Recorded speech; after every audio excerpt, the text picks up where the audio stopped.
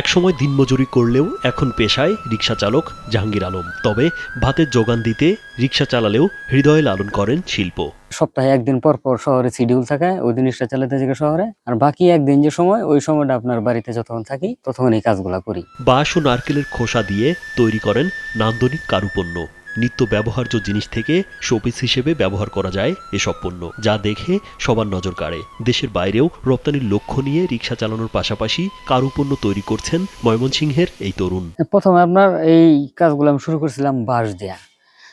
বাঁশ দেওয়া শুরু করার পাশাপাশি একটা আইডিয়া হলো যে নারকেলের খোসা দিয়ে অনেক সুন্দর সুন্দর জিনিস আগে অনেক সময় আপনার ইন্টারনেটে, ইউটিউবে, বিভিন্ন মানে অনলাইন মাধ্যমে দেখছি যে নারকেলের খোসা দিয়ে বিভিন্ন ধরনের শোপিস তৈরি করা যায়। বিভিন্ন ভাবে সংগ্রহ করে দুটো একটা শোপিস তৈরি করলাম, সুন্দর দেখা যায়, যে দেখে পছন্দ নিয়ে যায়। বাণিজ্যিক ভাবে উৎপাদন শুরু করলাম অল্প অল্প করে, ঠিক আছে। দুইটা চারটা পণ্য তৈরি করি, মেলায়, শহরে, পার্কে, বিভিন্ন জায়গায় নিয়ে যায়। ওখান থেকে দেখা যায় অফিসিয়াল লোকজন, অনেক শৌখিন মানুষ আছে যেগুলা কিনে নিয়ে যায়। স্যান্ডেলিনা সো, রূপচর্চায় আভিজাত্য।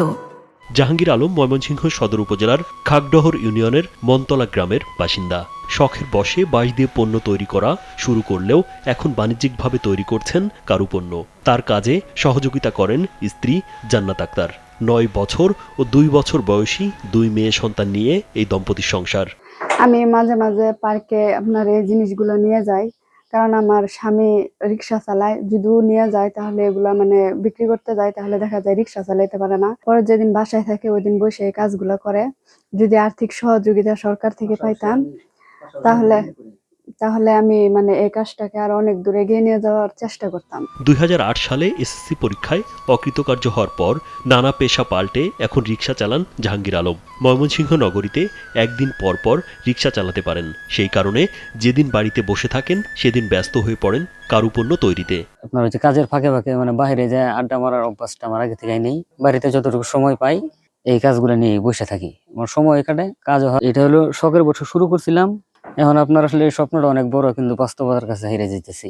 বাঁশের তৈরি মামপট, কলমদানি, ব্রাশ হোল্ডার, ফুলের টব, ওয়ালমেট, দেয়াল ঘড়ি, কাপ, ল্যাম্প, চামচ, ট্রে সহ আরও অনেক জিনিস তৈরি করেন জাহাঙ্গীর। বাঁশের পাশাপাশি নারকেলের খোসা দিয়ে তৈরি করেন বিভিন্ন শোপিস, চায়ের কেটলি, কলমদানি ও ফুলের টব। কাজ ভালো করে এই ছেলেটার আমরা দীর্ঘদিন ধরে দেখতেছি যে এটা এসে গবেষণা করতেছে, বানাইতেছে, 2-4টা বিক্রি করতেছে। ইনি মনে করেন ঘুড়ি মুড়ি এগুলি বানাইতো, এই খেলনা মেলনা এগুলি বানাইতো, বানাই এখন আমরা দেখলাম যে না, বেশ খুব ভালো। এই যে হাতে যে জিনিসটা দেখতেছেন, এই জিনিসটা ওনার কাছে কিনে নিছে। এই জিনিসটা কিন্তু নারকেলের আচ্ছা আমরা ফালাই দেই, এই জিনিসটা হ্যাঁ নিয়ে এই যে সব জিনিসগুলি বানাইছে। নিজের বড় ভাইয়ের নির্মাণাধীন একটি ঘরেই আপাতত কারুপণ্যগুলো তৈরি করছেন জাহাঙ্গীর। ইলেকট্রিকার গ্যান্ডিং মেশিন ও ড্রিল মেশিনের ব্যবহার করে এসব পণ্য তৈরি করেন তিনি। পর্যাপ্ত পরিমাণ জায়গা নাই, যে আপনার দেখা গেলো যে শীতকালে আমি পর্যাপ্ত পরিমাণ বাঁশ সংগ্রহ করে প্রসেসিং করে জমা করে রেখে দিলাম। একটা লেবার রেখে একটা লুক রেখে আমি কাজগুলো করবো, ওইরকম মার্কেট প্লেস আমার তৈরি হয় নাই। আর হইলো একটা লুক রেখে যে কাজ করবো, আমি তো নিজেই 500-600 টাকা বেতন পাই, তাহলে আরেকটা লোকের আমি কি বেতন দেবো? প্লাস্টিক ও অ্যালুমিনিয়ামের জিনিসের পরিবর্তে ব্যবহারের জন্য পরিবেশ বান্ধব পণ্যগুলো তৈরি করেন জাহাঙ্গীর। 30 থেকে 35 ধরনের পণ্য একাই তৈরি করেন। স্থানীয় বাজারে এই পণ্যের দাম না থাকায় দেশের বাইরে রপ্তানি করতে চান তিনি।